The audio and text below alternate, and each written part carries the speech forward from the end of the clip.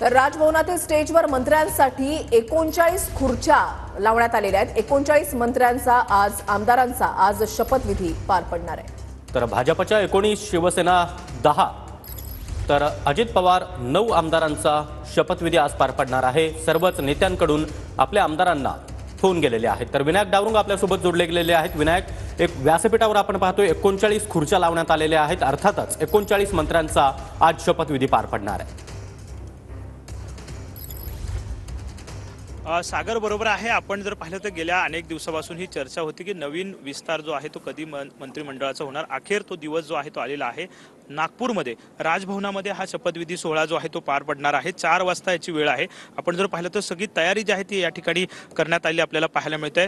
मुंबईतला हा शपथविधी जो आहे तो अधिवेशन काळ असल्यामुळे नागपूरमध्ये घेण्यात आलेला आहे। प्रमुख स्टेजवरती आपण जर पाहिलं तर 39 खुर्च्या ज्या आहेत त्या ठेवण्यात आलेल्या आहेत। नवीन मंत्री जे शपथ घेणार आहेत त्यांच्या 39 खुर्च्या आहेत आणि पुढच्या बाजूला राज्यपाल, मुख्यमंत्री आणि दोन्ही उपमुख्यमंत्री यांच्या खुर्च्या ज्या आहेत त्या 4 वेगळ्या ठेवण्यात आलेल्या आहेत। त्यामुळे 39 आणि ह्या वेगळ्या 4 अशा खुर्च्यांचे व्यवस्थापन जे आहे ते करण्यात आलेलं आहे। तर खालच्या बाजूला स्टेजच्या समोर जर आपण पाहिलं तर विशेष अतिथी जे असणार आहेत त्या विशेष अतिथींची व्यवस्था जी आहे ती बसण्याची या ठिकाणी करण्यात आलेली आपल्याला पाहायला मिळते।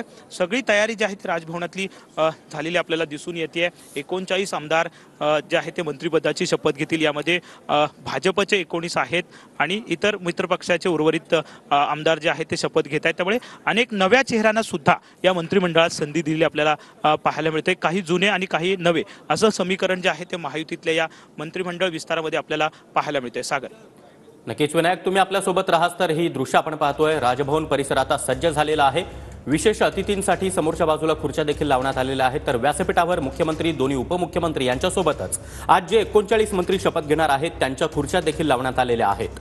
तर आता एक एक नेते या ठिकाणी उपस्थित व्हायला सुरुवात झालेली आहे। देवेंद्र फडणवीसांची रॅली देखील संपलेली आहे। अगदी थोड्याच वेळात मुख्यमंत्री देवेंद्र फडणवीस, त्याचबरोबर उपमुख्यमंत्री एकनाथ शिंदे आणि उपमुख्यमंत्री अजित पवार हे देखील राजभवन परिसरामध्ये दाखल होतील।